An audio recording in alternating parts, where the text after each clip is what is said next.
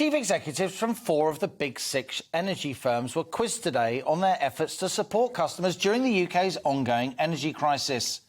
Over the last fortnight, millions of households not on fixed-term deals received their first utility bills since the much higher energy price cap kicked in at the start of April.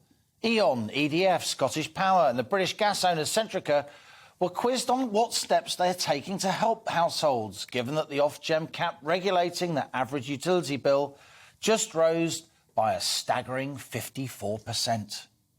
From October 2021, the average household fuel bill was capped at £1,277 a year. But after wholesale energy prices surged, that cap was raised to £1,970 from the start of this month, an annual rise of almost £700, affecting 22 million households. With the war in Ukraine and related sanctions still pushing up wholesale energy prices, it's almost certain that Ofgem energy price cap will raise again this coming October.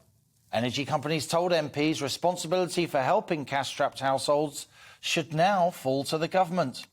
Come October, that's going to get horrific. Truly horrific, and it's got to a stage now where I honestly believe the size and scale of this is beyond what I can deal with. It's beyond what I think this industry can deal with, and I think it needs a massive shift, significant shift in the government policy. That was Keith Anderson of Scottish Power. And when energy companies were previously before MPs, they were asked about raising direct debits unfairly, forcing people onto more expensive fixed-rate deals too. And 2 collapsed energy suppliers, Bulb and Arvo, the former having been nationalised, they also face ongoing questions about money they now owe to customers, having demanded upfront payment. Attention's also shifting to renewable subsidies, which account for around 25% of household electricity bills.